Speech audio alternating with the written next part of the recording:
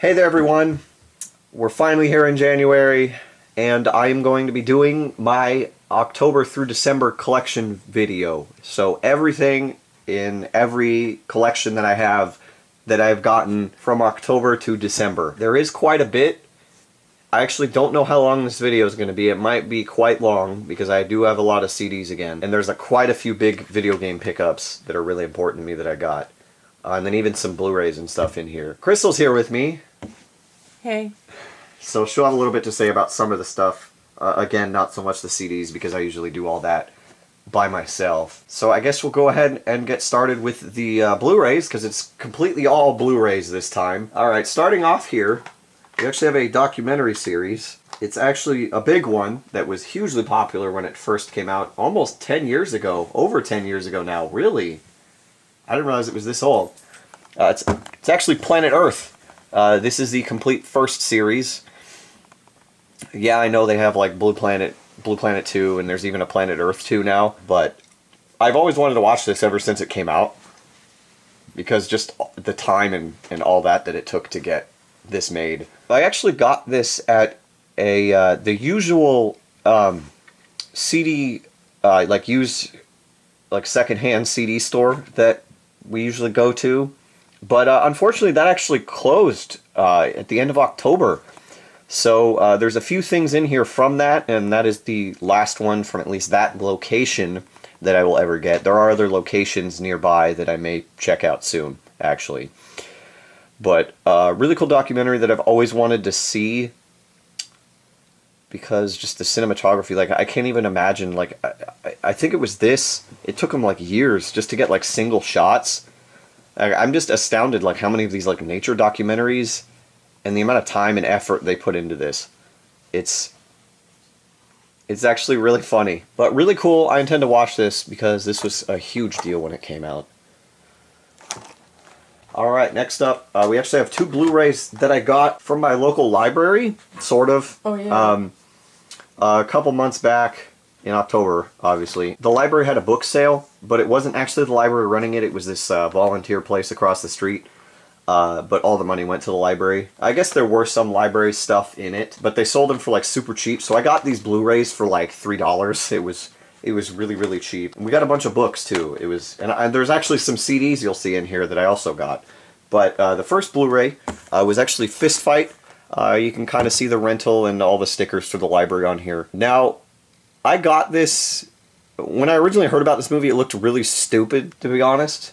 But then I saw one of the funniest scenes I've ever seen in a movie that apparently is from this movie. I can't exactly really say it out loud because there's a lot of expletives in the scene. But it made me want to watch this movie. Plus, I keep seeing friggin' movies with Ice Cube in it. And he's actually a pretty good actor, which is pretty cool. So, yeah, this ought to be fun, I guess. We'll see. It's a pretty short movie. It's only like an hour and a half. It's 91 minutes. It looks interesting enough. It's interesting. I'll check it out when I have time because it's a short, easy movie. So, but it ought to be pretty cool. And it has Day and Cube.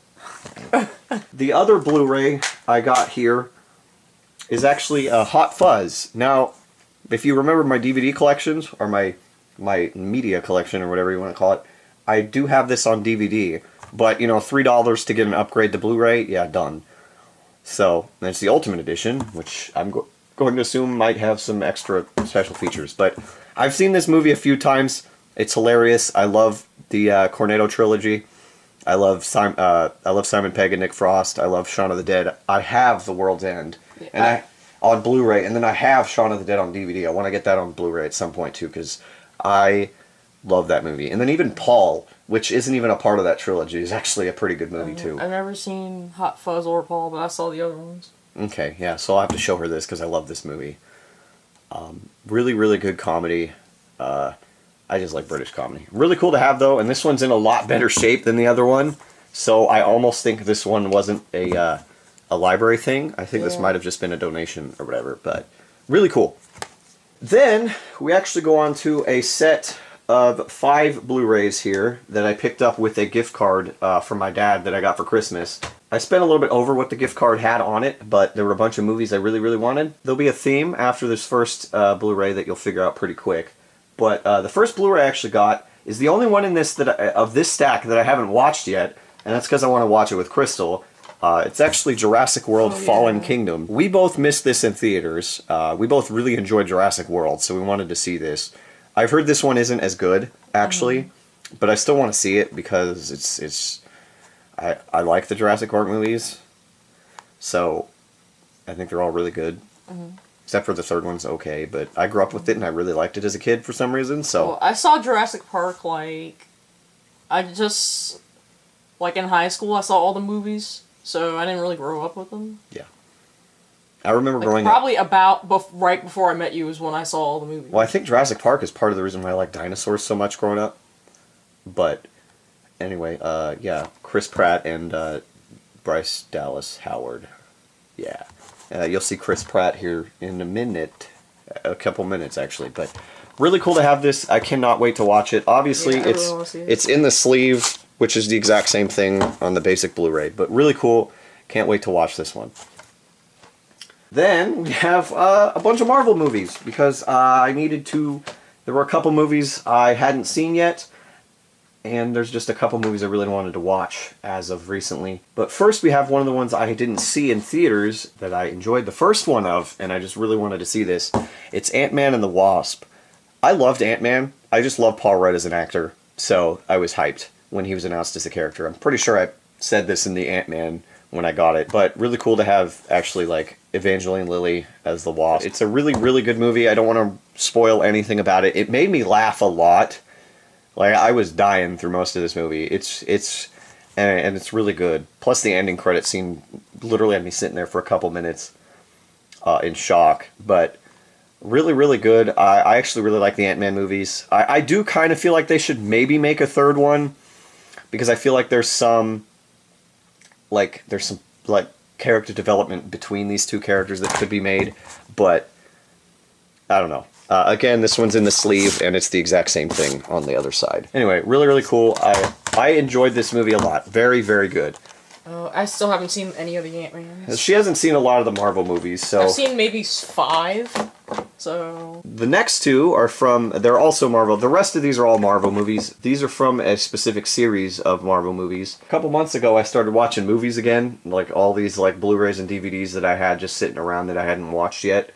And I watched the original Captain America, and I'm like, wow, I forgot how much I love this movie.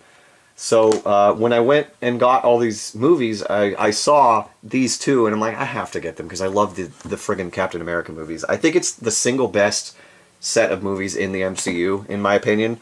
But I have the first one already, if you remember.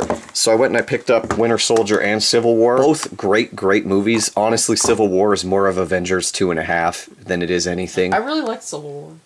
It's a very good movie, but Winter Soldier is probably one of my top 5 MCU movies. I don't know what it is about this movie, but it's just so friggin' good, and you learn so much about just everything surrounding Captain America and even Nick Fury, Samuel L. Jackson's character and stuff. It's really, really good.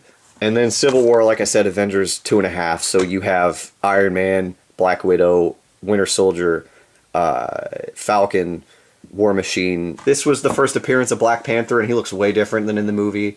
And then, of course, Vision, Scarlet Vision. Witch, and a bunch of other people. But I love this movie. Is so good. It breaks your heart because you find out a lot about a lot of characters in this. You find out about Bucky and what happened to Iron Man's parents and all that. So it's a really, really good movie. Oh yeah. This is up at the top of my list as well. But very, very good movie. A lot of fun. And then the last one we have here is the other Marvel movie that I hadn't seen yet, and it was a big one. And I will say it was well worth the wait for me. Infinity War. This movie, oh man, this movie hurts your soul. Trust me. It even from the get-go, from the first 5 minutes, it breaks you. It's bad. But I cannot wait for Endgame now, man. After this movie, this movie's great. A lot happens, but it's such a good movie. And Thanos, they built Thanos as a character. It's so good. It's so good, man. But really, really, really good. I want to talk about it, but I don't want to ruin the plot if anybody hasn't seen it. But I really, really, really, really enjoyed this movie. Next year's going to be fun because you got Captain Marvel and Avengers Endgame. So, really cool. But that is it for the Blu-rays. We move on to the CDs now. There's a lot of Prog Power in here. There is a lot of stuff that, some CDs I bought from the closing CD store, and even some stuff I picked up at Goodwill. So we got a lot of stuff. We'll go ahead, and this is actually, for once, there's a lot more than just music. We'll start off, funnily enough, with some audiobooks, which I don't even think I've ever had in one of these collection videos. But I saw them, and they were super cheap at the closing store, so I went, I have to get these because of who it is and what they are. It's I'm American, So Can You, shouted by the author, Stephen Colbert, and then the sequel, America Again, Rebecoming the Greatness We Never Weren't. Oh. So now in 3D high def. I like how the first one has the Stephen T. Colbert Award for Literary Excellence. He awarded himself. But the number one exclamation. From the author of I Am America and So Can You. Anyway, yeah, both books, I've read both of these books. I remember the first one was kind of a big deal when it came out. I didn't even know he made a second one, and I found out about it years, I think reasonably soon after it came out. It's him reviewing the book. Yeah, but no, I remember when those books came out, but they're both really cool, and plus it's literally read by the author, both of them, and they were I think they were both less than $5. So I was like, why not? Because comedy books are always fun to have read to you, especially when it's the author. But really cool. I haven't listened to them yet, but I probably should soon. But really cool to have something like this.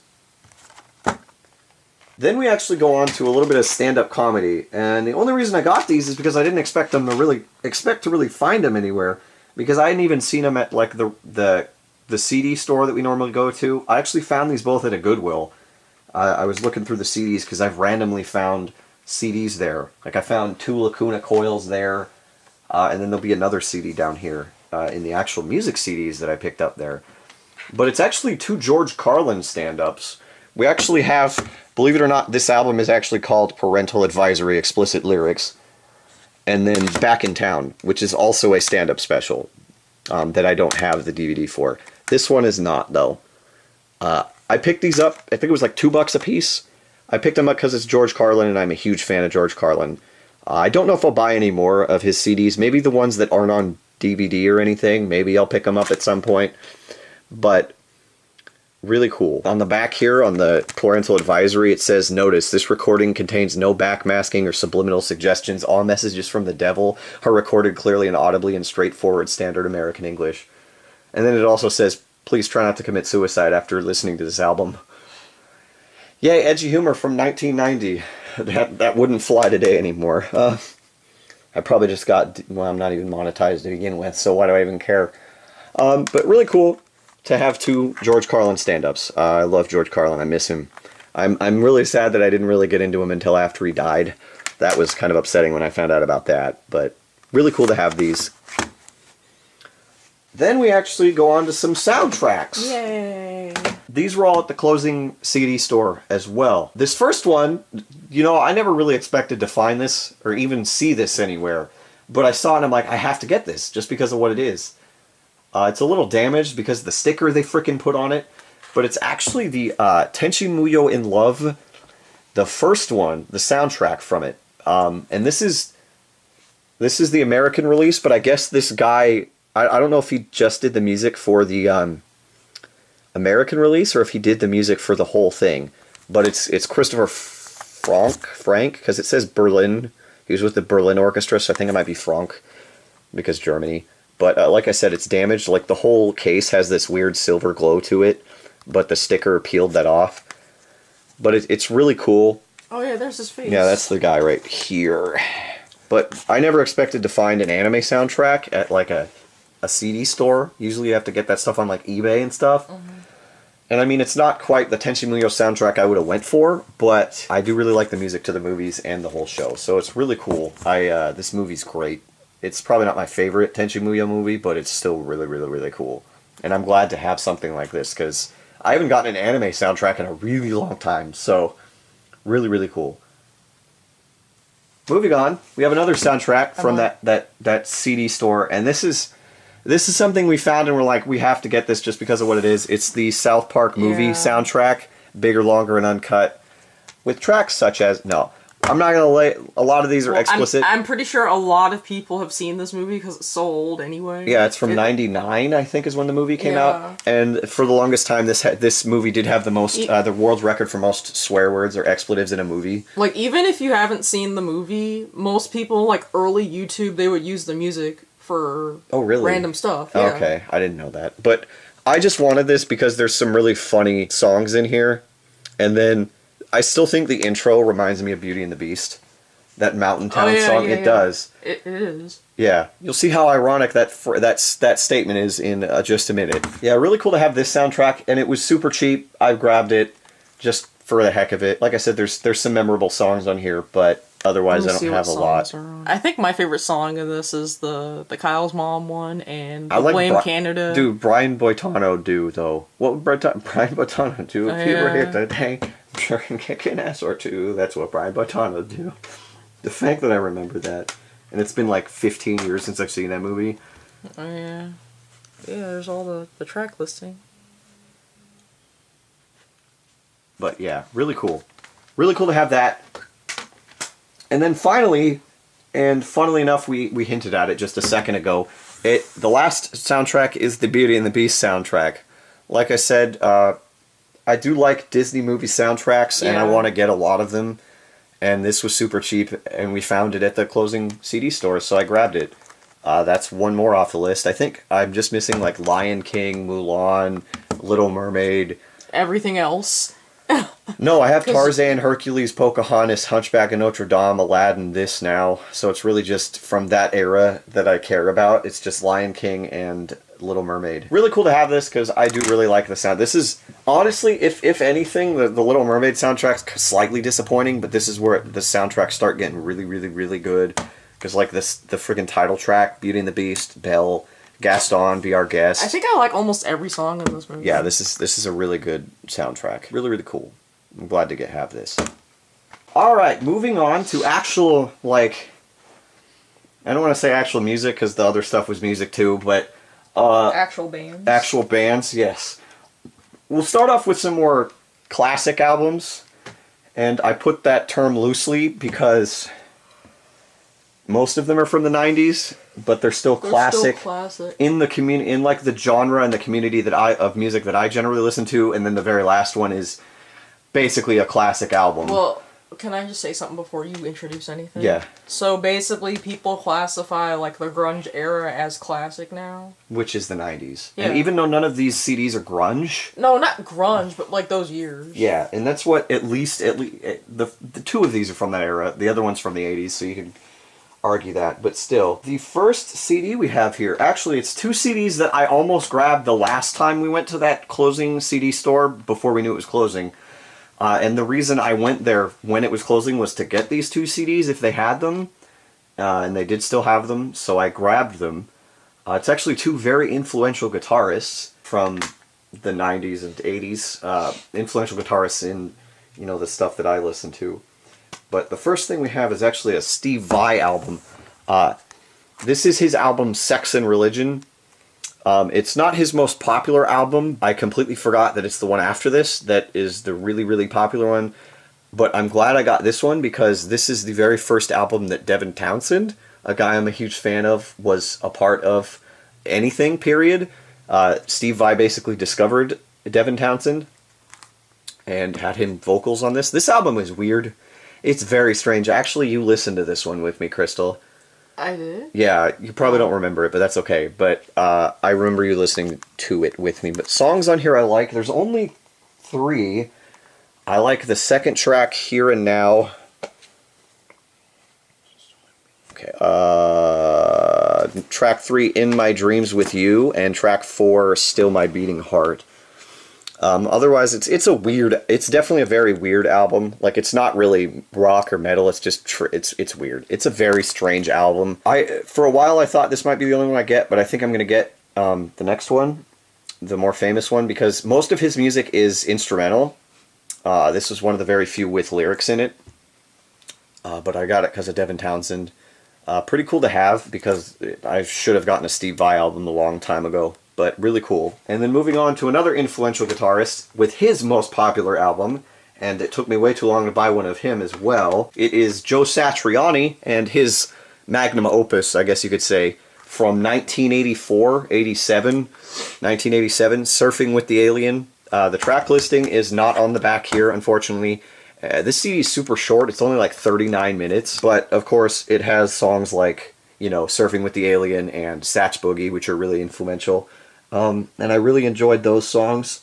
The only other song on here is a really nice ballad instrumental called Always With Me, Always With You, which is actually really good. And this is all instrumental. This is probably the only Satriani album I'm going to get, because I'm not huge on instrumental music, but I wanted to get at least one Satriani and one Vai album. I'll probably buy one more Vai, not because I like him better, but because instrumental and he's that influential. But really, really nice to have this album as well, because I've wanted to I've heard Surfing with the Alien and Satch Boogie. I've played him in Guitar Hero and stuff, and he's a hugely, like, both him and Steve Vai are like hugely influential guitarists to a lot of the musicians that I listen to. So I was like, I gotta at least try to get one. So I did. But really cool. I like it a lot. And then the last classic CD we have here is a pretty controversial release from this band that basically split the fan base, especially after this album. And I'm going to have a pretty controversial opinion about this one, I think. But it's actually the Black Album, Metallica. It's one of the... Hi, you can see me. Yeah, this album split a lot of people because they went with the more commercial sounding metal. And this is going to be a really controversial opinion, like I said, but this might be my favorite album of theirs that I've heard. And I have Ride the Lightning and Master of Puppets. And the only other album I know for sure I want is And Justice for All. I might get the first one, Kill 'Em All, at some point. I don't know. But this might be my favorite album of theirs. Not just because of how commercial sounding it is, and I know a lot of these songs are overplayed on the radio, but like the other songs on here are really, really catchy and really good. Like, of course, Enter Sandman, a classic metal song to me. Sad But True, which is also another classic metal song, really good. I love that riff. One of my favorite riffs. Holier Than Thou is really great. The Unforgiven, another overplayed song, but I don't know what it is about that song. I love that song. Every time I hear it, I love it. Wherever I May Roam, which is actually a really, really good song, too. And then Don't Tread on Me is really good, too. And then, of course, you know, the classic ballad, Nothing Else Matters. I love that, too. And then The God That Failed, which is actually about James Hetfield's mom, who was a hardcore Christian and refused medical treatment because of her belief in God that would heal him. And then she died, which is sad, but some people. And then My Friend of Misery is really good, and then the last track here, The Struggle Within, is also very good. This might be my favorite album of theirs so far. Again, I still have 2 albums I want to check out. And Master of Puppets is also very good. Very good. Wasn't big on Ride the Lightning, even though Fade to Black is my favorite Metallica song. Easily. But this was a really good one, and I picked it up when I picked up all those Blu-rays, because I remember seeing it the last time I was at Best Buy, which is where I got all that. And this was super cheap. So I bought it. Really cool to have a Metallica. I mean, there's some classic metal bands I gotta try to pick up, like, some CDs of. Like, there's only a handful I'm trying to buy some discography of, like Metallica, Iron Maiden, Judas Priest. Those are, like, the 3 that I know I want. Maybe some more Rush, but they're not really metal, they're more rock. But still really cool to have. I really, really enjoyed this.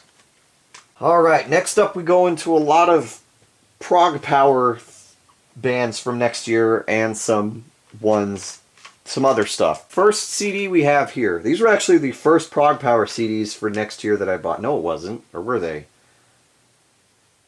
The first ones that I bought, aside from at Prog Power, where I bought the 2 Thresholds and the Tomorrow's Eve. And actually, with this set of CDs, this stack, I have at least 1 CD of every band playing Prog Power next year that I wanted to listen to. There's still some, like, death metal bands that I don't care for, because I'm not into that kind of stuff. But I was able to pick up 1 CD from every band that I wanted to listen to. But first up, we have the opening band on Friday, And a band that, like, when they were announced, I had heard of before, and I'm like, this is going to be fun, because they're that kind of sing-along kind of power metal with the crazy epic choruses like Sabaton and Powerwolf and Ordnogon. So I was really, really happy with that. It's a band called Windrose, and this is their newest album, Stone Hymn. Yeah, every song on the CD is great. I enjoyed it a lot. There's a lot of CDs that there wasn't a bad song on here. This is probably my least favorite of those, but still very, very good. Their choruses are fantastic. The only thing I have a problem with is I feel like some of their transitions at points in songs weren't very clean, is the best way to explain it. It's hard to explain. But otherwise, every song was really good. Distant Battlefields, Dance of Fire, Under the Stone, To Erebor, The Returning Race, The Animist, The Wolf's Call, Fallen Timbers, and The Eyes of the Mountain. I believe they're really heavily influenced by Tolkien, J.R.R. Tolkien, again, kind of like Blind Guardian is. But really cool. I will be getting more of these guys because they have a couple more albums. Definitely, these guys are going to be fun because they're the kind of band that dresses up as well, and that's always fun to watch bands that dress up in costume. I enjoy that. The singer's really heavy, like he's a really deep, like almost bass sounding voice kind of, so it's different than a lot of the metal I'm used to. So still really, really good. I like this album cover too, but really, really cool. Moving on, we have the opening band from Saturday. It is actually a band, a doom metal band, and a doom metal can go either way, whether it be like a lot of death growls or screams, or just regular vocals. But these guys tend to lean towards the regular vocals. Actually, at least this album entirely is regular vocals. But it's a band called Sorcerer, and their newest album, The Crowning of the Fire King. I wasn't really sure what to expect from these guys. When I heard them, I heard the sample from the Prog Power announcement sounded good. And I wasn't sure when I saw doom metal, but then my dad and some stuff I saw online described them as like early Black Sabbath. And I'm like, okay, I can deal with that because I do have Paranoid and Heaven and Hell. So I was like, all right, I'll give them a chance. This album actually exceeded my expectations. Not perfect, but songs on here I like. Sirens, Ship of Doom, Abandoned by the Gods, Crimson Cross, the title track, The Crowning of the Fire King, and Unbearable Sorrow. A lot of these songs are like 7 minutes or longer. This is actually a pretty long album, but they have some long music. They only have one other official album that I can get. Otherwise, it's either like demos or compilations from like the mid-2000s. Because apparently these guys like broke up and reformed a bunch of times. It's really complicated. I don't know exactly what I'm going to do, but I know for sure I'll get their other official album. But really good album, some good old doom metal. These guys kind of remind me of Green Carnation, who played Prog Power in 2016. They remind me a lot of that, but more Black Sabbath. Really good though, really cool. These guys are going to be fun at Prog Power because it's a little different than what normally plays there. Alright, moving on, we have the opening band on Wednesday for Prog Power. It is actually Iron Mask and their newest album, Diabolica. Now, I had high hopes for this band because their singer is from a band called, he left a band called Hybria, who also played Prog Power not too long ago. And I like his vocal style because he sounds a lot like Ronnie James Dio. Honestly, the CD did disappoint me a little bit. I'm hoping their other albums are better, even though he's not the singer, but a lot of reviews say this is the best one, so I don't know. But these guys have like 6 albums and they're the opening band, so we'll see. But there were some good songs in here I liked, like that first opening track, I Don't Forget, I Don't Forgive, and then the 4th track, Oliver Twist, All for Metal, the title track, Diabolica, the first and the last. That's about it. There is a 14-minute song there that's alright, but it was pretty good. I don't know what it was about it. It just didn't quite connect with me. I will be giving them another chance because it wasn't terrible. It wasn't like, I don't want to listen to this anymore. We'll see. Pretty cool. Some good power metal. I'm sure it'll be fun to watch live, though. Really cool. And then next, we actually have the band that will follow them on Wednesday, follow Iron Mask. And this was one of the more intriguing ones when they did the sampler. It's a band called Secret Sphere. And this is their newest album, The Nature of Time. This was a lot of their older albums are harder to find, but I grabbed this one. Another one that kind of disappointed me a little bit. I like the guy's vocals and the music is really good, but I don't know, maybe it's the writing or something didn't quite click with me, but this isn't their highest rated album. There's some earlier stuff of theirs that if I can find, I will definitely be listening to. But songs on here I like. Well, the first chapter here, Genesis, the intermission and the calling. Then you got from the second chapter, Courage, Kindness, and Faith. And then Commitment and the New Awakening. And then the New Beginning were really good. The end of this album was a lot better than the beginning for me. I did enjoy it, though. I do intend to, again, check these guys out more, because they have like 6 or 7 albums, and they're only like the second band, which is weird. I believe these guys have played Prog Power before, too. I'm not 100% sure. But really cool to have this. A lot of these Prog Power bands from this next year are actually really solid. Like, probably better than this last year to me. But really, really cool. Then we go on to the second band from Friday. And this was a big surprise. My dad told me that this album was really, really good. It was on some friends' top lists of this year. I checked it out and it blew me away. It is actually Subsignal and their newest album, La Muerta, with the nice Dia de los Muertos, Day of the Dead skull thing on the front here. This album is fantastic. Every song is good. It's so prog, so great. The choruses are fantastic. I was sick. I was actually sick when I listened to this CD, and it made me feel better. That's how much I enjoyed it. But every song on this CD is fantastic. 271 Days, the title track La Muerta, The Bells of Lioness or Lioness, Every Able Hand, Teardrops Will Dry in Source of Origin, The Approaches, Even Though the Stars Don't Shine, The Passage, When All the Trains Are Sleeping, As Birds on Pinions Free, and Some Kind of Drowning. Very, very good. This is super proggy. I wouldn't even put this so much metal as it is more rock oriented. I guess their other stuff is more metal, but still, I'm gonna be buying more of these guys for sure, because this album was so good, so good, really, really good. There's only of the CDs in this stack, there's only probably 2 or 3 that I put on par with this CD, and I'll mention those when we get there. But very, very good CD. Go check this CD out. It's really, really, really good. Then we actually go on to the second band on Saturday, and funnily enough, a returning band from the very first Prog Power. Somehow, they're only the second band on Saturday, considering their history. And this is actually the band I was least anticipating listening to, because I didn't quite like their vocalist and stuff. But it's actually Jagdpanzer, named after a German tank, even though they're a American power metal band. And their newest album, The Deviant Chord. I love this intro. It's got like a Jekyll and Hyde looking thing on it. So, well, not really. He's turning into a lizard. He's turning into like a dragon thing. But anyway, this album actually surprised me. It was better than I was expecting. It wasn't perfect, though. And the vocals didn't bother me that much. But let's see. Songs on here I like. Born of the Flame. Far Beyond All Fear. The title track, The Deviant Chord. Foggy Dew.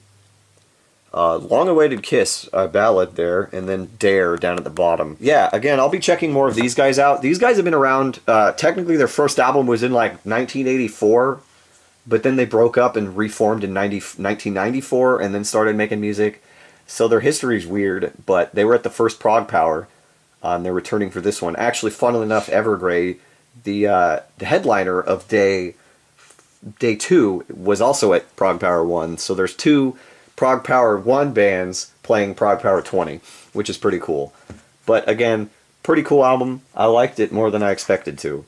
Pretty good. Then we go on to another band I've been meaning to check out for a while, actually. This is one I've been wanting to check out for a couple years now, and they were announced for Prog Power. It's actually the third band, the band right after Jagdpanzer on Saturday. It's actually Caligula's Horse and their newest album, In Contact.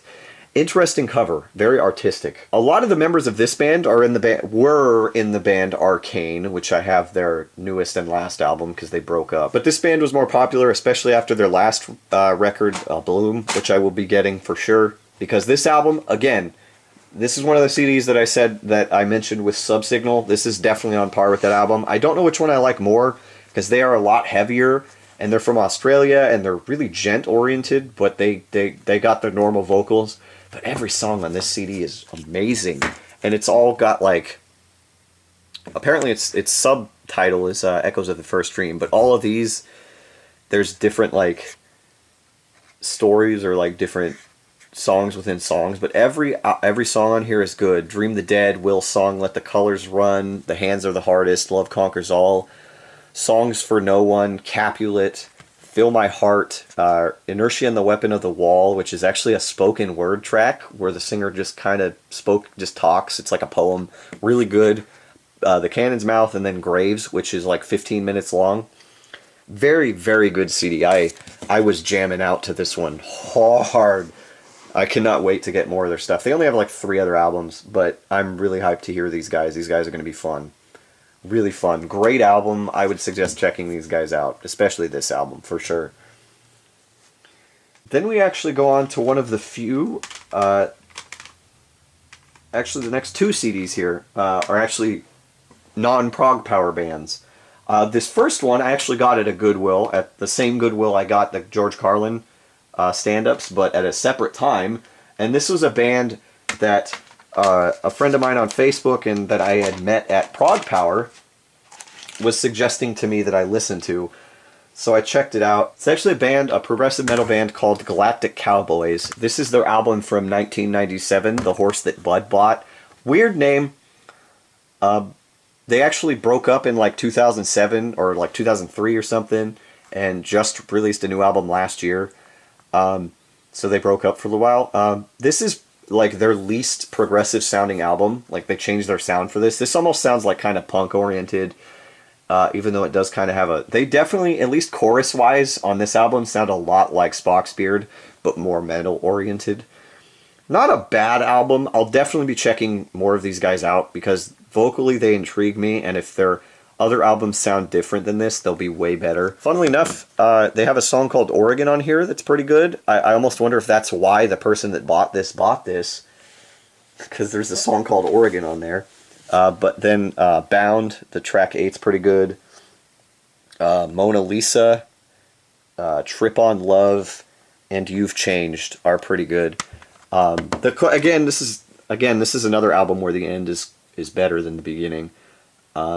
Pretty good. I love their name, Galactic Cowboys. Pretty interesting name. Yeah, no, pretty cool. Like, the album disappointed me, but at the same time, it wasn't quite what I was expecting musically. But I'll be checking them out more, definitely. And then this next CD is a band that I've been wanting to check out for a little while because I saw the singer and actually founder of both of these bands, of the band Lord and this band, played Prog Power the last time I was there. And this is the band that he got famous in. But then they broke up and he formed Lord, basically. They broke up after he made the first Lord. Complicated. But it's a band called Dungeon, an Australian power metal band. This is their 2003 album, Arise to Power.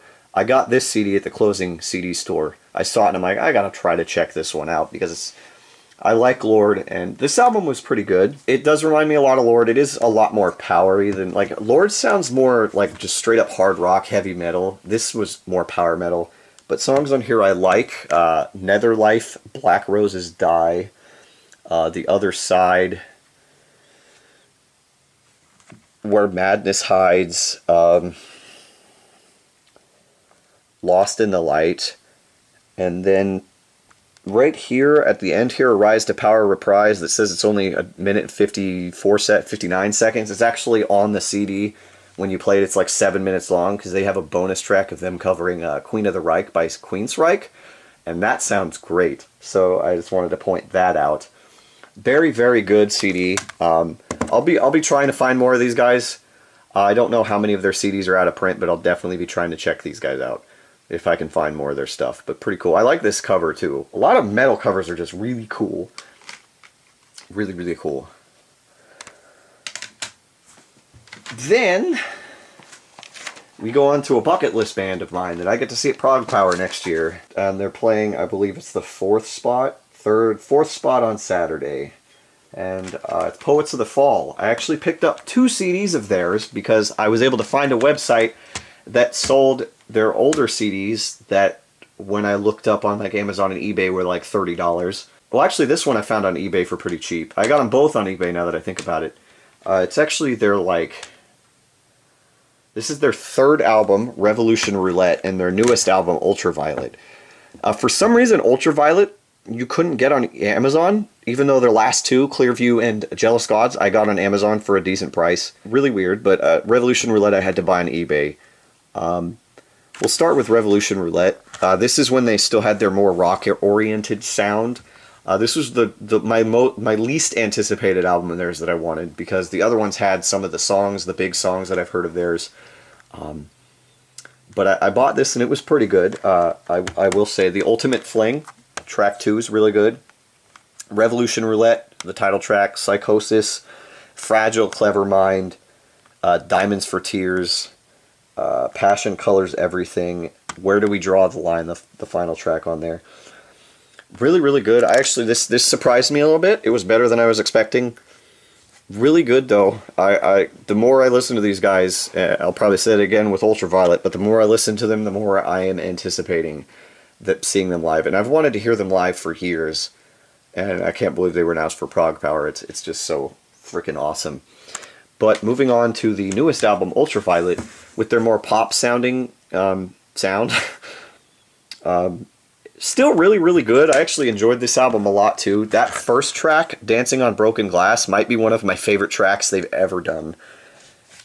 Actually, I don't know what it is about that song, but it just so good. The second track, Dark Disquiet's really good. False Kings, Fool's Paradise, Stand Still, The Sweet Escape, Angel, and Choir of Cicadas are all really, really good. I enjoyed this album a lot too, actually. Would I put, I liked Clearview a lot. Jealous Gods was eh. I can't really decide. I still think Carnival of Rust is my favorite album, but I have that first album syndrome where the first album I've heard from a lot of bands is my favorite. So I don't know. Really, really good. I cannot wait to see these guys, and I have 1 CD of theirs on the way here. It's probably going to take a little while, and then I want to try to get, because there's only 2 other albums I got to get of theirs. I'm hoping to have those before I go to Prog Power for sure. But really excited. I'm going to try to get their autographs at Prog Power. I have to try. But really cool to have more Poets of the Fall. I love these guys.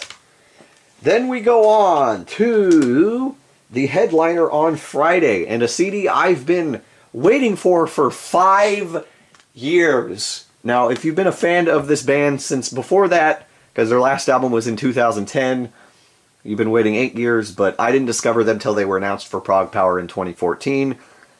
Fell in love with them. They're one of my favorite bands on the planet right now. Again, been waiting for this album since 2013. It is Seventh Wonder, one of my favorite bands in the world, favorite singer on the planet. It's their new album, Tiara. This album was worth the friggin' wait. I will just say that right now. I love this album. Would I put it above The Great Escape? No. Would I put it above Mercy Falls? That's up for debate. I'm one of the few that likes The Great Escape better than Mercy Falls. But this album is phenomenal. It was worth the wait. Tommy sounds phenomenal on this album. The musicianship is perfect. I don't even know what to say. This album is actually a concept album based on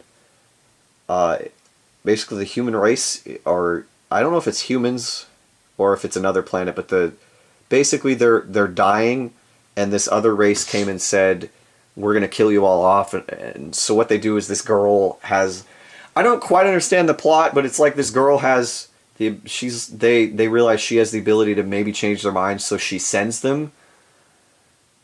And then there's a whole story behind that. I'm not going to ruin anything. But every song in this album is great. Arrival, The Ever Ones, Dream Machines, Against the Grain, Victorious, and then the Farewell trilogy, Tiara's song, Goodnight and Beyond Today, The Truth, By the Light of the Funeral Pyres, Damnation Below, Procession, and Exhale. All very good. Tommy sounds phenomenal. I'm going to just keep saying that. They released a couple of of singles from this, the Everone's Victorious and Tiara song, and they were all catchy as heck. So I was hyped for this album, but this album is so good. And they get to headline this next Prog Power, which means they're going to be like a 2-hour set. It's going to be so much fun. And I'll get to, hopefully I can get a picture with Tommy, because the last time I was there, and they were there, I got a really crappy picture that was really blurry. So we're going to try again. But really cool. Again, love the cover. Really cool to have a Seventh Wonder. I've been waiting for this. When this was announced, I was so happy, and then they delayed it. Still worth it though. Still worth the wait.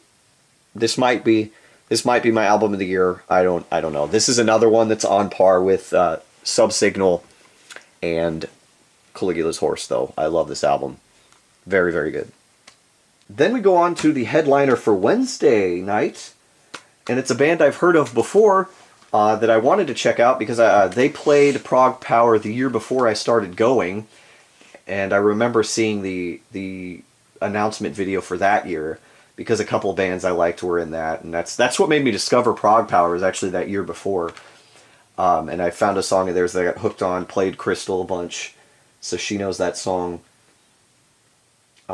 But this is their newest album. This is the headliner, like I said, for Wednesday. It's a band called Pretty Maids, and their newest album, Kingmaker. This is from 2016. They haven't released an album in 2 years.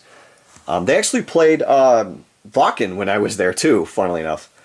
I didn't know quite what to think about these guys when they were announced as headliner. I wasn't too hyped, but I was like, hey, I can get that one album and that one song, and that'll be great. But I played this track. Another one that surprised me. Not a bad song on this CD either. They feel like they do remind me a lot of Eclipse, but heavier. Like they have more of a metal sound than the hard rock sound of Eclipse, but their choruses remind me a lot of Eclipse. But every song on this CD is good. When God Took a Day Off, the title track Kingmaker, Face the World, Humanize Me, Last Beauty on Earth, Bullseye, King of the Right, Here and Now, Heaven's Little Devil, Civilized Monsters, Sickening, and Was That What You Wanted? Look What You Got. Really, really good. I'll be checking more of these guys out. Unfortunately, a lot of their everything before this was harder to find, or at least that one album I wanted, Pandemonium, the one before this. No, excuse me, it's two before this. I really want is Out of Print or something. But these guys have been around since the 80s too, so they have a lot of albums I gotta go through. But I will definitely check these guys out because they're going to be fun. They're all old as heck, but I'm sure it'll be fun to watch and see. Moving on to another band I really enjoy, and one of the few non-prog power bands, going back to a non-prog power band. But this is one of my favorite progressive metal bands. This is Haken and their new album Vector. An album that kind of came out of nowhere because it was announced and then like 2 months later it came out.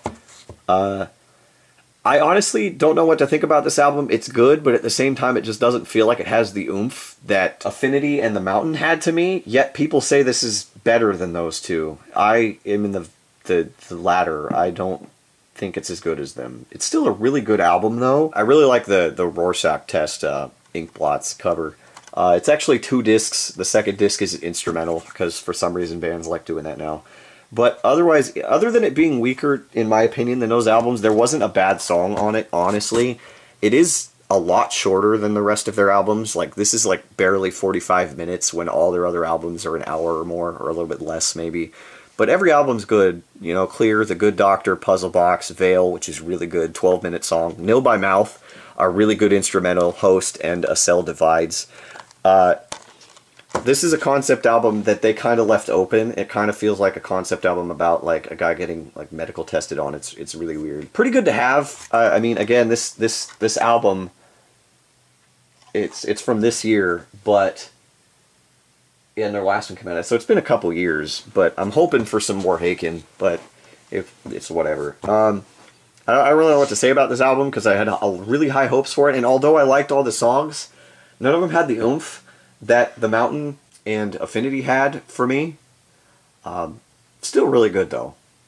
Still really good. Then we go on to the closer of the entire festival, of the entire Prog Power Festival, and the last Prog Power CD we actually have here. Not the last CD, we still got 4 more after this. It's actually you can kind of call it a super group. It's Demons and Wizards. This is the singer for Blind Guardian and the guitarist for Iced Earth. This is their most recent album, Touched by the Crimson King, which is almost 15 years. It's almost 15 years old now. That's how long it's been since they released an album. And they just reformed and are doing Wacken next year or this year, and Prog Power. And they're supposed to be releasing new music. We'll see about that. I am concerned about how they're going to do a 2.5 hour set when they have 2 albums, unless they release a new one, or maybe they'll do some covers. I have no idea. But I enjoyed this album. It does sound like, honestly to me, it does sound kind of like Iced Earth with Hansi from Blind Guardian singing. But it is the guitarist for Iced Earth. It's still pretty good. Like, let's see what songs on here I like. Oh, I actually like the whole CD. Sorry, I have a list of what I like here, sitting on the floor. Every song in here is good. Crimson King, Beneath the Waves, Terror Train, Seize the Day, The Gunslinger, Love's Tragedy, Asunder, Wicked Witch, Dorian, which is about Dorian Gray, Down Where I Am, a cover of Led Zeppelin's Immigrant Song, Lunar Lament, and then these 3 bonus tracks, Wicked Witch slow version, Spiral Architects, which is an original song, and an radio edited version of Beneath the Waves. Really a pretty good CD. Again, I enjoyed it a lot. Like, my dad isn't too big on this, but I enjoyed it quite a bit. This is another really good one. Again, they only have one other album, and it's harder to find, so we'll see. But, it's 2 titans of, like, metal, honestly, so it's going to be a good show because Hansi knows how to play the crowd. Last time I went to Prague, not last time, the time before last I went to Prog Power, Blind Guardian headlined one night, and he played the crowd. So this is going to be fun, and they're closing the whole festival, so I'm not going to get a lot of sleep that night. That'll be fun. Really cool, though. Really, really cool. Then we actually go on to a CD I picked up at the library during that book sale. Yes, there were CDs there as well. I went through the CDs and I found this and another, the last CD you're going to see here. I found these, I'm like, holy cow, music I actually listened to. And this was actually a band I'd been wanting to listen to more of because they were at Wacken when I went. I didn't see them, but I still wanted to listen to more of their stuff. This is actually Primal Fear. This is their 4th album, Black Sun, all the way back from 2002. Didn't expect to find this in a place like a library, which was pretty cool. I do like that they apparently like Ravens, because the other album I have, Rulebreaker, also has a raven on it, so that must be their thing. I think I like that album a little bit more than this. Still a pretty good album here. Armageddon is really good. Light Years from Home, Mind Control, Silence, and Cold Day in Hell are really, really good. Yeah, I'll definitely be checking out more of these guys because they're a really big power metal band. They've played Prog Power, they've headlined it. Their singer's a really big power metal singer, so it ought to be fun. Again, I don't really know, like, this was one of the first CDs like this I got way back in October. I don't remember it too incredibly well, but still really, really cool to have.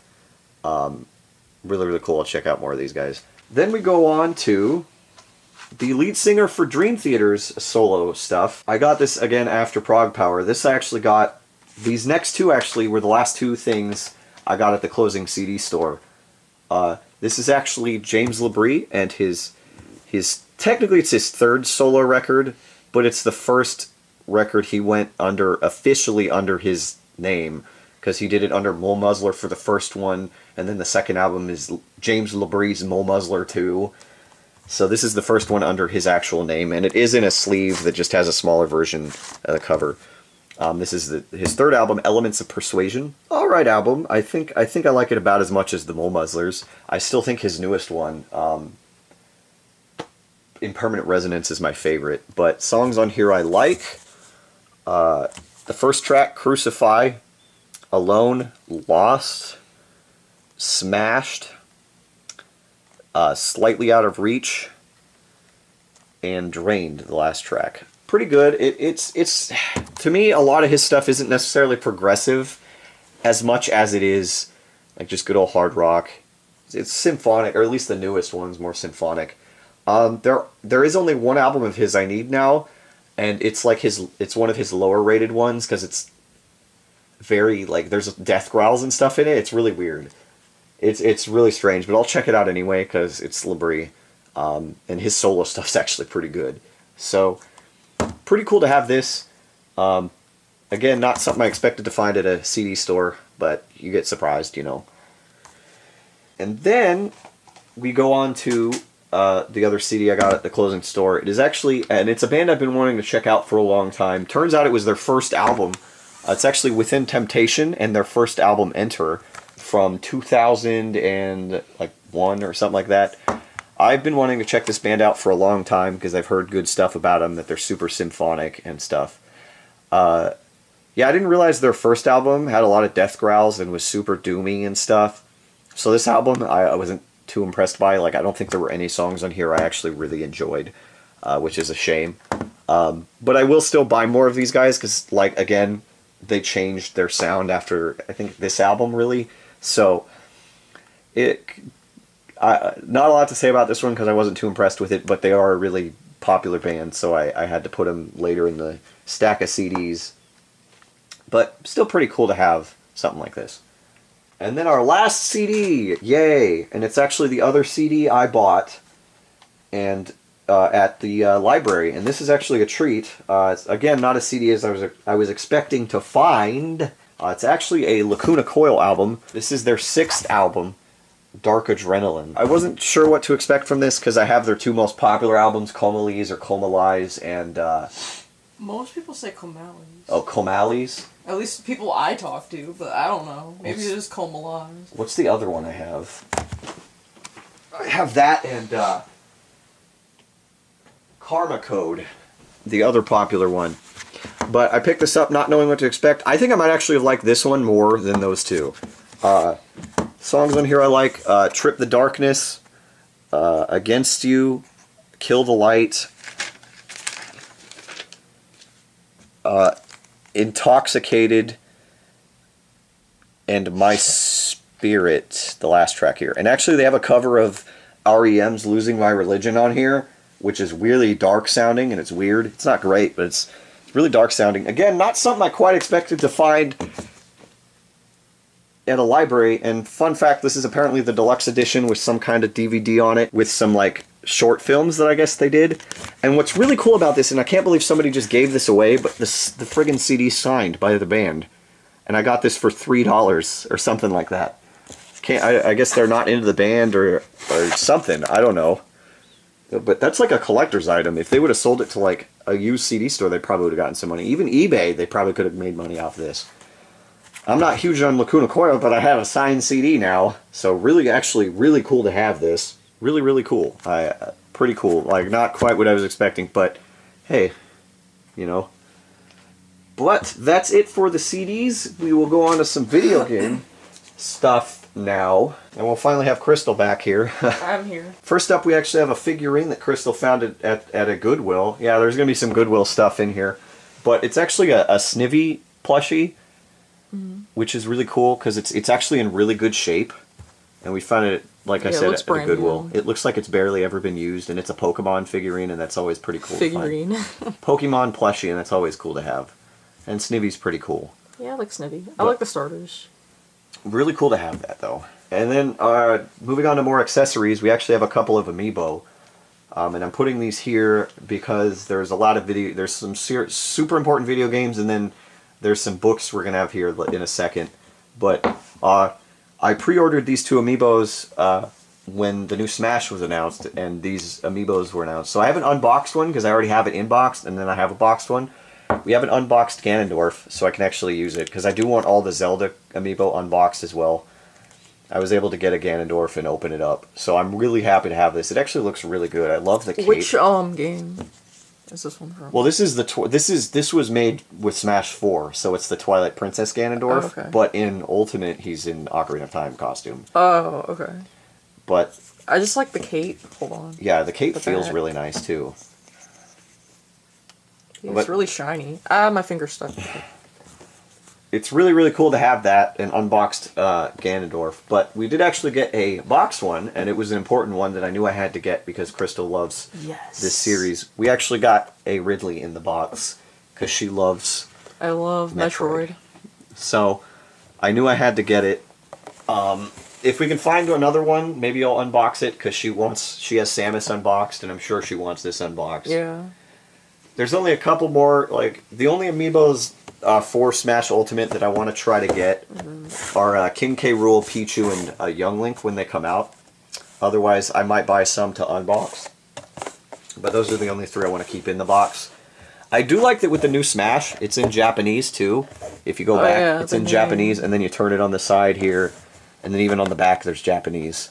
But really cool to finally have, Ridley in the game at least. Yeah, we'll get more to that because if you didn't think that was coming, that's going to end the video. So moving on, we actually have some books. Well, this first thing's kind of a strategy guide. Crystal found this at our local retro game store, and because of how old it is, she wanted to buy it.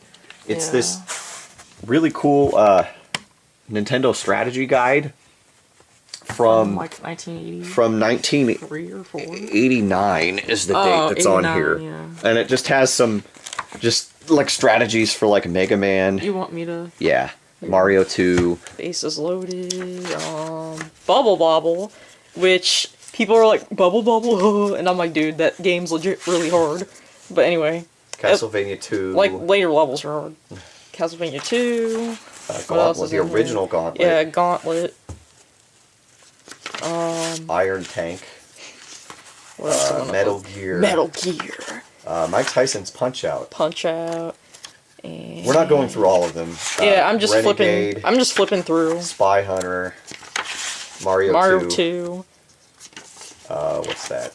World Runner. Oh yeah, I used to play World Runner all the time when I was a kid. Okay. With my sister. Xenophobe. Okay. Xevious.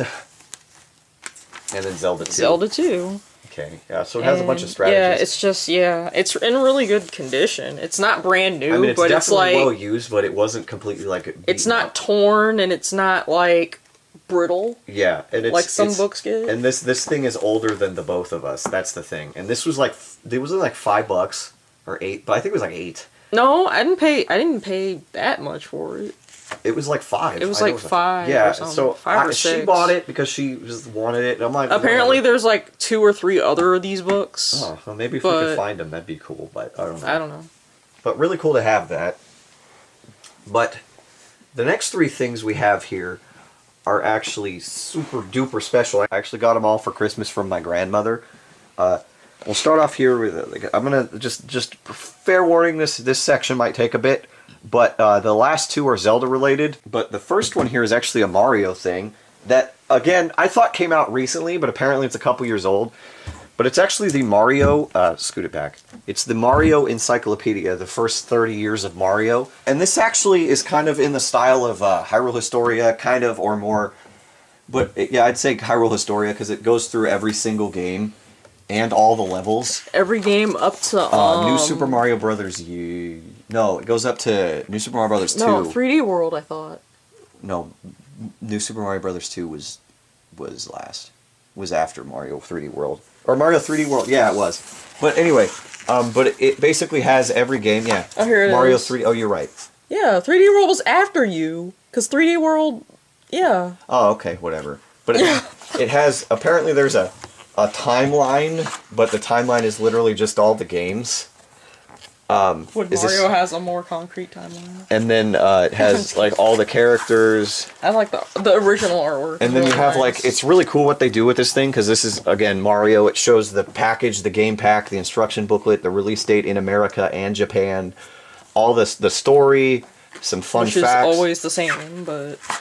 all the playable characters, the enemies, the power-ups, the other characters.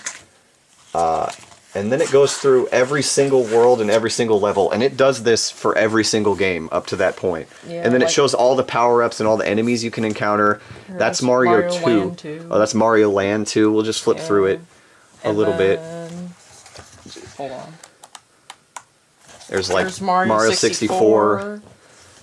And it's just the same. It's in the same order. And then you I'm just going to skip ahead. Mario Galaxy 2. Mario Galaxy 2, which is one of my favorite Mario games. Yeah, no, that's fair. Well, hold on, is that still...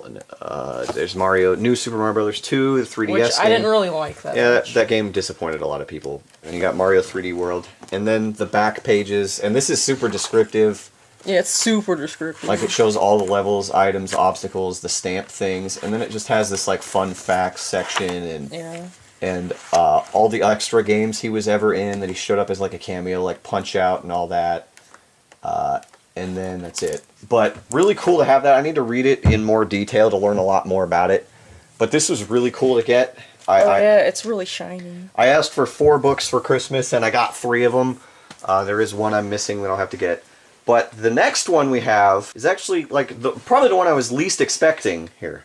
It's actually the Guide to Breath of the Wild, and it's the expanded edition, so it has all of the DLC. Now there is a poster that we'll show later, but my favorite thing about this is the Lionel. I love this Lionel artwork, but this literally in detail goes through, like, I guess we could flip through this too, but in detail goes through the whole game, like everything. There's the walkthrough. Like all the quests, side quests included, all the friggin' it doesn't the Divine Beast. It's a walkthrough of the game. It even has the DLC, all the shrines. It doesn't completely go into detail about Korok seeds, but it shows you where they all are. But this helped a lot because like I had already beaten the game aside from the DLC. I had some part of the map. Yeah, in detail. They try like, to zooms put in. they put the whole map in here, in sections, but there's actually a big map. Yeah, but that like comes with it helped me finish all the side quests. It does trial. It has all the DLC, the Trials of the Sword, I don't and really all that. want to like bend And it too it does much. have some concept art as well. Yeah, I'm gonna get to that. Look at that Mifa. Like Mifa is Bay. Old man is bad. And there's Zelda, Link, Mifa, the old man. I'm just gonna quickly skim through, but Rivali. the freaking book is so new it won't stay open. And the enemies. And the environments. And then some of the armor. Some of the DLC And some armor, of the- actually. Yeah. Yeah, see? Tingle. I didn't know there was a Midna thing. Yeah, And some of the dungeons. yeah. Go through here. And there's even a list of like all the items you can get in the whole game. It's pretty crazy. Yeah. This is the poster. It's the whole map, basically, with like a navigation and some concept art. And then you flip it over and it's the map again, but with, I think it's got, yeah, like, I think this is more of the Korok stuff, I think, actually, or something like that. I don't know, there's a bunch of, like, it has more labeled stuff than the other side. But really cool poster. Really cool to get a poster with stuff. Like, I'm not too used to getting those anymore, so it's pretty cool. We did get one more book, and it completes what I call the Holy Zelda Trinity, or the Triforce, or the orbs. But it's actually I finally got the Zelda Encyclopedia after months, and I still need to read this more, but I flipped through it, and it basically updates first of all, this map. But the first and most important thing is they actually, well, first of all, it has every single, this goes up to Twilight Princess HD. I thought it had stuff about Breath of the Wild, and funnily enough, if you actually go to like the, I swear it has Breath of the Wild in the, I thought it did, but it doesn't. I was told somewhere that it went up to Breath of the Wild, but it actually has an updated timeline. Like, so in, first of all, A Link Between Worlds and Triforce Heroes were not out when Hyrule Historia came out, so they were added. But they actually switched Link's Awakening and Oracle of Ages. They switched their spots. And then Link Between Worlds and Triforce Heroes take place after both of those and before the original two.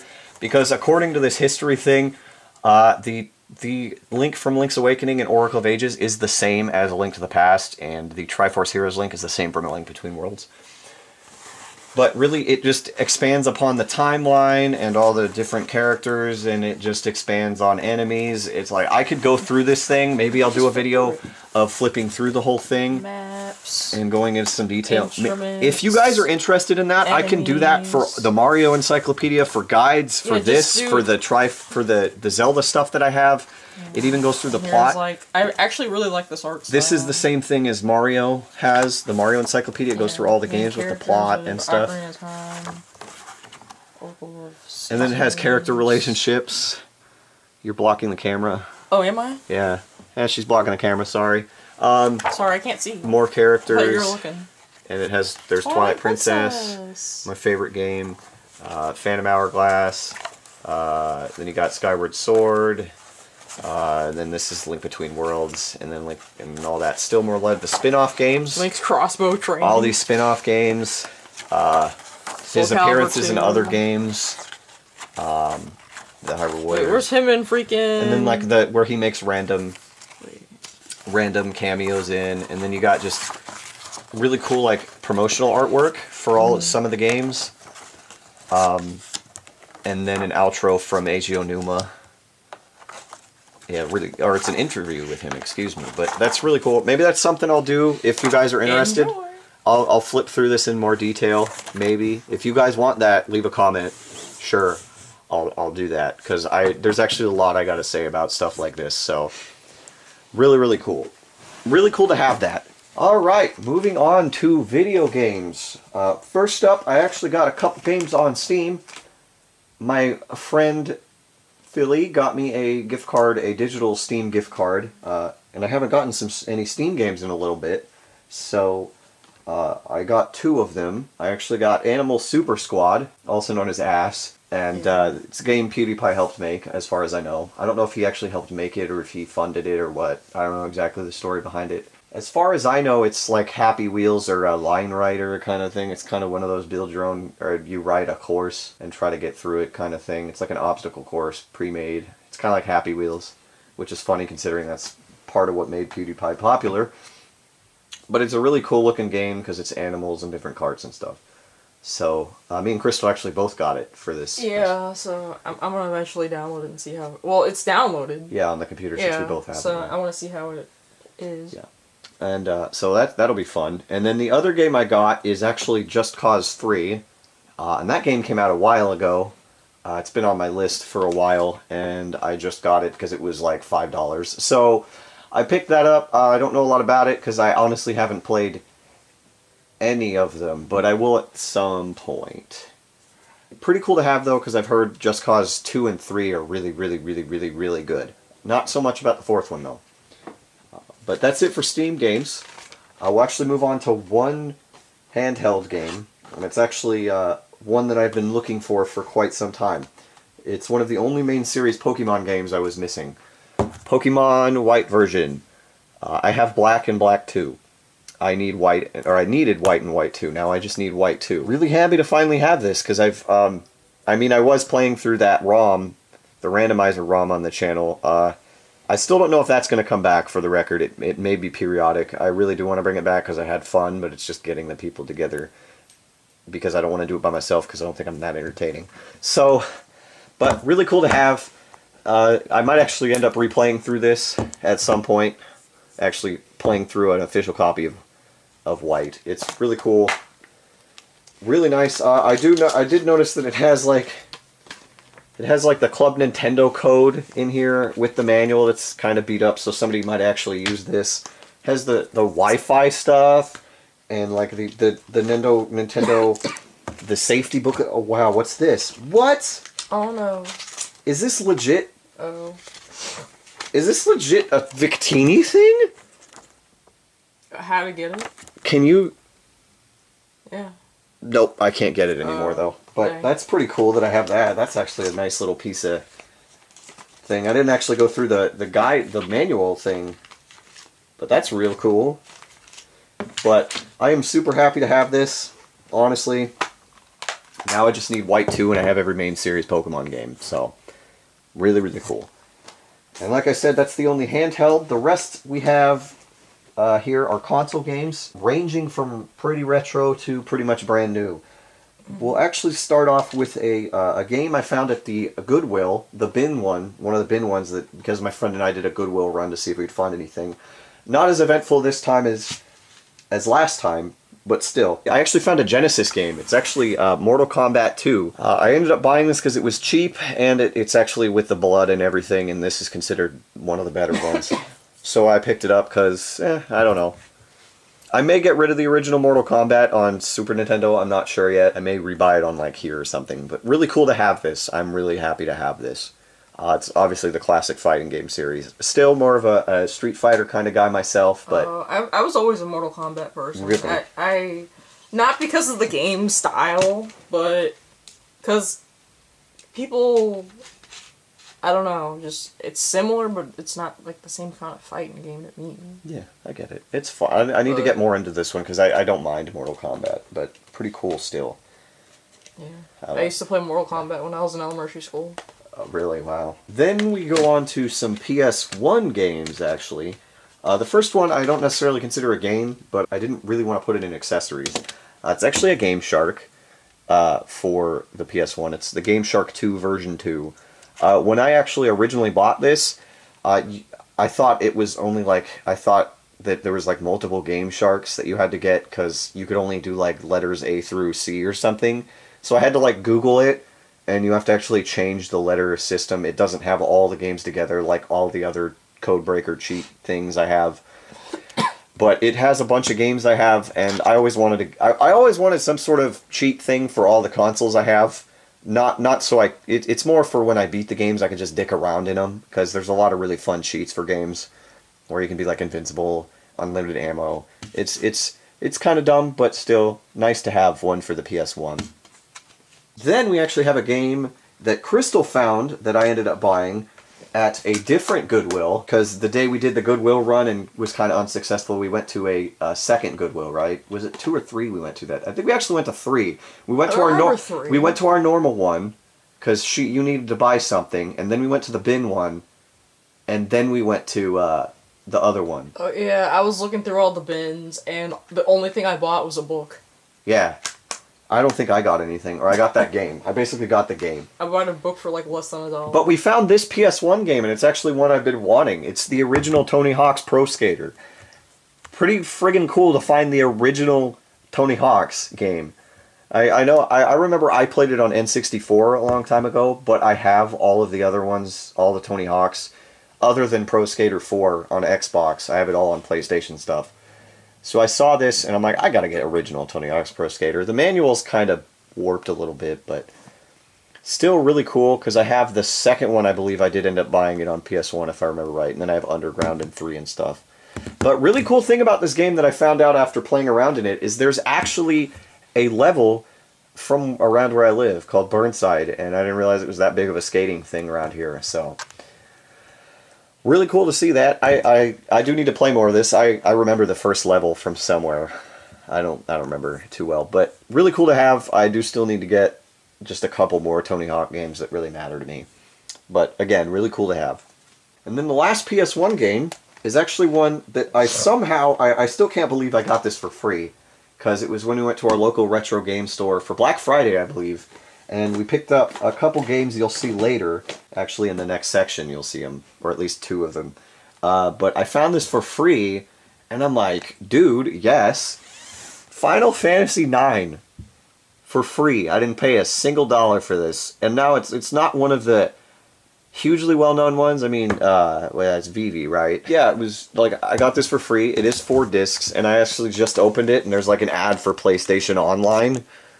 An online strategy guide, apparently. Did you ever play this, Crystal? Because again, this is like one of the only like main Final Fantasy games I haven't played. Yeah, I played most of the ones, but except for like the online ones, obviously, and this one. Yeah, again, 8. I never played 8 either. Okay, I do have 8, but again, I haven't played any of the Final Fantasies. We have like 1,000 of them now, so maybe after we play Zelda and stuff and some Pokemon stuff, we might do Final Fantasy or something. Really cool. Really cool to have this, because this wasn't even really on my list, but I was like, it's free. I think I saw it because they showed their free stuff on their Facebook, and I'm like, might have to go get something because it's free, just to get a game like this that's only like at least $20 for free, so that's always a nice deal. But pretty cool. We move on to some PS2 games. We got 3 of these. First one is actually one Crystal found at the same Goodwill we got Tony Hawk's at, right? Yeah. Yeah. I don't know if we're going to keep this game, because originally she was going to send this to someone. I don't know if you still wanted to do that. I don't know. But it's actually this Tarzan Untamed game. I actually popped it in. It plays okay, and it doesn't look terrible. Not much to say about this game, because this was kind of more of a... She impulse bought this, but either way, it's still cool to have something like this, because it's a Disney game. They aren't always terrible. And it's Ubisoft, so... But then we got, actually, I believe this is one of the games we got on Black Friday to get the Final Fantasy game for free. It's actually the only other game in the series that I really kind of wanted, and it's Tetris Worlds. Sorry, I didn't mean to be... I remember, this is going to sound dumb, but my mom had this and played a lot of this, and it looked really nice. I'm like, okay, I played a bit of it, it was fun.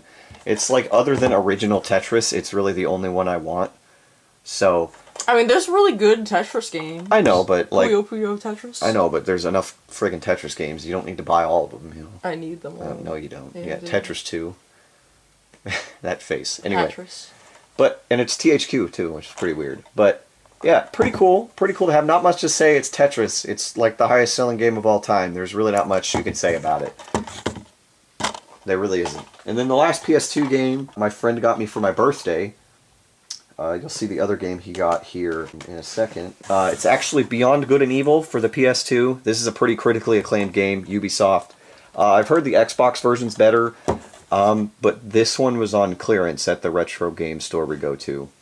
So let me know. If any of you have played this, let me know if I should have gotten the Xbox one.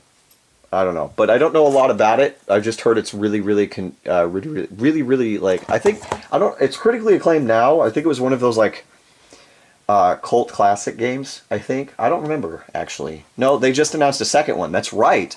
They did. Yeah. It was at E3. Yeah, so I guess it was more popular. But pretty cool to have this. Again, I haven't played it, so I don't have a lot to say about it. Then I haven't played it either. Then we go on actually to a GameCube game, and again, another game I was not expecting to find at a Goodwill. This I found at the one we normally go to. Yeah, I saw it there and I'm like, I might have to grab this. It's actually Final Fantasy Crystal Chronicles. This series has, the Crystal Chronicles sub-series has like 4 or 5 games or more. I'm pretty sure it's more than 5, but I could be wrong. This is the original. I've heard it's pretty good. I've heard it's not as good as the main series, but it's a GameCube game. It was cheap, so I had to try to grab it, because GameCube games are starting to get more and more expensive. Honestly, like, I don't even know if it's really worth trying to collect for GameCube anymore because of how expensive it's getting. Thankfully, I have, like, a lot of the really big games, like the Zeldas and the Marios I already have.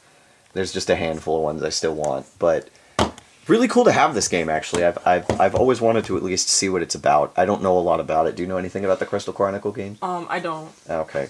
Well, I don't know a lot about them. Again, if you want to leave I don't play a lot of the side games. Okay. Well, again, if anybody in the comments or anybody watching knows anything, let me know. But really cool to have another Final Fantasy, and one that I wasn't expecting to find at all. All right, that's it for really I guess you could call it the retro stuff. The next 2 games I have here are Wii U, which aren't this current generation, but I don't want to call them retro because they're not. Last gen? Yeah, they're last gen. I got 2 games here. The first one here I got on Black Friday for super cheap. It was actually a launch title, Zombie U. Yeah, it was basically the game showing off what the Wii U can do. Yeah, I almost bought this when I got a Wii U, but I didn't have the money. This would have been the other game I bought if I had. Now this game's worth like $3. Because they re-released it on PS4 and Steam and stuff as just Zombie. Yeah, really interesting concept for a game, because it's one of those you die, you can permadeath. But you basically, if you die, your character's dead. I remember. Make another one and you can recover your stuff, though, as far as I know. Yeah, if you go back to like your previous character's dead body or whatever, you can pick up their stuff. Yeah, it was an interesting idea. It didn't sell that great, but it was definitely probably one of the hidden gems on this console, to be honest, until they re-released it. But I've heard this is still the definitive version, as far as I know. So, really cool, though. Really cool to have it. It was super cheap, so I just grabbed it. And then this other Wii U game was the other birthday present, and it was a game that for the longest time was starting to get more and more expensive because it was harder and harder to get. And then they announced it for the Switch, so the price dropped. so it's affordable again. But it's actually the second Bayonetta, exclusive to the Wii U. This is just the version with Bayonetta 2, because I have the first one on Xbox 360. No point in getting the version with both, honestly. I haven't played this one. I played a little bit of the first one. I do need to play them both because, like... Yeah. Nintendo made a really good move making this exclusive, seriously, and then putting her in Smash. Yeah. So, that was a really smart business decision. Well, it's because, like, the developers or something weren't gonna make it, and Nintendo's like, hey, we'll fund you, but just be an exclusive. Yeah. If we fund you. And they're like, okay. Yeah, that's like, it's a smart business decision. It really is, and it's an M-rated game on a Nintendo console. You don't get a lot of those, so Yeah. really cool though. I mean, lately, yeah, but Wii U era, not really. Yeah, really cool to get this. Didn't they announce a third one? I feel like they announced a third one. I feel like they did. I can't remember. But really cool. Excited to play this when I can finally. All right, we move on to some current gen games. We have some PS4 first. We actually got this first one, not necessarily on Black Friday. It was right before Black Friday at GameStop. We don't go there too often, Yeah, but we don't this go to GameStop. this was like $10. So we just grabbed it. It's a game that was really critically acclaimed when it came out. It's Horizon Zero Dawn. This is the complete edition with all of the DLC and everything for $10. That's why we bought it. Good deal. I've heard really good things about it. A lot of people tried to argue this was better than Breath of the Wild. We'll see, because I do intend to play this. So, really cool. Haven't played it. Yeah, it is what it is. Really cool though.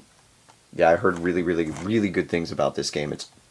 It's kind of open world, but like less than Breath of the Wild. Hard to explain, but robots. It's gonna be fun.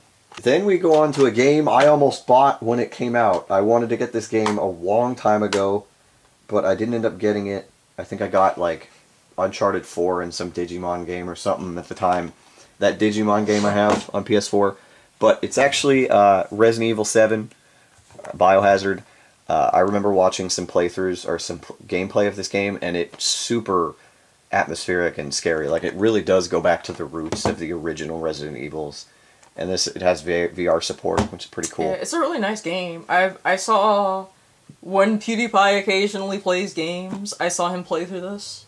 Yeah, I saw a couple people. I basically got this game on clearance. My friend actually got it for me for Christmas as well, like at the same time as the Pokemon White game. Really cool. I really want to play this. I do I know kind of how it ends, or I know kind of the story, but I actually don't quite remember the ending. I think I might, but I'm not 100% sure. But either way, really cool to have.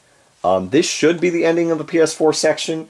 And it would be had this not come out finally. This delayed game. And a game I've been hoping for ever since they announced Crash, the Insane Trilogy, and they did announce it. It's the Spyro Reignited Trilogy. This game. The third Spyro game is my favorite PS1 game, and I will stand by that, unless something crazy tops it. But this is the first three Spyros, Spyro Ripto's Rage, and Spyro Year of the Dragon on PS4. There was the whole controversy about apparently only the first game is on the disc. The other ones are that first day download, basically. But I don't care. But I guess that means if you somehow lose your PlayStation, you can't, or your PlayStation can't, you have to play the other two games or something. I don't know. But number one, we are still in the middle of the second game. We did beat Spyro the Dragon. We're in the middle of Ripto's Rage. I am waiting for Spyro 3. Had our closing game not come out, we'd probably be done. This game looks beautiful. I remember the screenshots before it came out, and I was like, this game's gonna look good. There were some that surprised me a little bit, but they all look really everybody looks really good. It plays really like, well. because I was playing the original Spyros before these came out, and it plays like exactly like this. It does. You said he feels a lot lighter, though. He feels more floaty? Isn't that what you said? No, like... But he does feel lighter. Like, when you press the jump button, he jumps. It's really weird. It feels... animated, more animated. Yeah, that's what it is. It's smooth. The animation is smooth. It plays... A lot of people had problems with certain, like, stiffness in Crash. Yeah. And I mean, I know this is a different company that developed it, but it's still Activision. I almost wonder if they said, hey, try to make it... But then again, I feel like Spyro was always more smooth, but really cool. This game is these are so good. It looks so good. Going back to all these levels I remember as a kid. Not so much the first game, even though I apparently beat it, but the second game specifically. There's been a lot of levels that are like, oh my god, it's this level. Oh my god, it's this level. And I'm gonna explode when we get to the third game because that game was my life for a long time. Like I even Yeah, like 100%ed that game. The second game was sorry. It's okay. The second game was my first PlayStation 1 game, so I played it all the time. I don't remember where a lot of the secret stuff is, but I played it enough to remember almost every level. So Yeah, like I have the third game completely complete. I mean, I don't have all the skill points, but the games, I have all the eggs, all the gems, everything. So I kind of want to do that again in this at some point. But really, really, I love this game. This like if you enjoyed the Spyro games on PS1, get this. It's a blast from the past, trust me. And even if you've never played the games before, it's like if you play this, it legit feels like you're playing those games again, just nicer looking, basically. Really, really cool. I love this game. And again, that would be the closer had this wonderful, wonderful game not come out. And this might be my game of the year, to be honest. But, and it's a Switch game. It's the Switch game of this year. Smash Ultimate, Super Smash Bros. Ultimate. This game, all I have to say is wow. When I first put it in, something felt off, but then I got into it, and I think it was just the animation is so smooth. But with this game, just wow. Somehow incorporating every character from every Smash plus some new ones. I don't even know. Like I don't know how to put into words what I think about this game. It plays so smooth. Is it my favorite Smash total? I don't know yet. That's going to take some time for me to decide. It might be in the end, but I don't know. This game. What do you have to say, Crystal? I really like the game. That's it. Wow. I like game. Well, I have to compare my main. My main since Smash 1 has always been Pikachu. And, Smash 1, it's like, okay, whatever. But I feel like this game, Pikachu plays probably the best that I've felt, at least. I don't know about other people, but Pikachu's been my main since, like 2000? There are a lot of characters that they made better, like... So, Link has almost always been my main, and they slowed him down and made him hit a little bit harder. I would say Young Link plays more like Link used to, so I really like Young Link too. Toon Link I've never really been big on, but he's fun. Like there's all these characters that I suddenly can actually play as better, like Samus, Zelda, Bowser. Bowser they made faster, and they made him walk more upright. Ganondorf I can play as too. And then I've always been good with the Fire Emblems. The animation in this game is so good though. It looks great. Everyone is here. The adventure mode, oh yeah. I don't know what to say about it because I really enjoyed Brawls. I really enjoyed Subspace Emissary. Yeah, I did too. And this just doesn't feel that great. I like the idea. It has definitely made this game into a huge collectathon. I wish they hadn't gotten rid of trophies though. I like the spirits idea. I really liked the trophies. But the trophies were so cool. That's the only thing I have to say is getting rid of trophies I feel like was a mistake. And adding the spirits, like instead of spirits, it could have just been trophies. Instead of like spirits to upgrade your characters and make them do that, it could have been the trophies. Trophies, yeah. Like because nowadays, like with achievements and people liking to collect things in video games, like the trophies are perfect. Yeah, I know exactly. So, but it's okay. Like this game is really fun. It's probably the only other thing I'd have to say is like. I mean, I know they wanted to add everyone in, so bringing back Pokemon Trainer made sense, but like you in a sense got rid of a character because Charizard was by himself in Smash 4. So you basically there is one character missing, but it's combined with another character. Well, he was part of Pokemon Trainer before. That's what I'm saying. But what I think I don't know is if they could have done something like made like an updated Pokemon Trainer with like the Gen 7 starters that played kind of like these guys or something like that, because like then again that would mean Incineroar wouldn't be a character either unless they did it in a different order, like the fire starter wasn't the final evolution or whatever. I don't know. I don't think there's anything necessarily bad about the game, I'll say that. Like even Pichu plays better than I expected. Like it's weird, but like this game is great. I love it a lot. Nobody cared about Pichu. Except he plays really good. They made him a viable character, but really, this game is amazing. Definitely a must-own for the Switch. That's why I didn't pre-order it. I bought it the day it came out, though. Really cool. Yeah. Anything else you got to say about it? Nope. Okay. Well, that's it. That's everything. That is the October through December collection video. The final video for 2018, even though it's 2019 now. I don't know when there'll be another collection video. I've pretty much determined that unless I get a bunch of stuff in 1 month, which almost never happens anymore, there won't be one every month. I would just say expect one every other month, at least. It might end up being 3 months. I will not go 6 months again without uploading. I promise that. I do have some video ideas because of certain comments I've gotten on a lot of my videos. I'm thinking about doing some stuff. Again, leave a comment.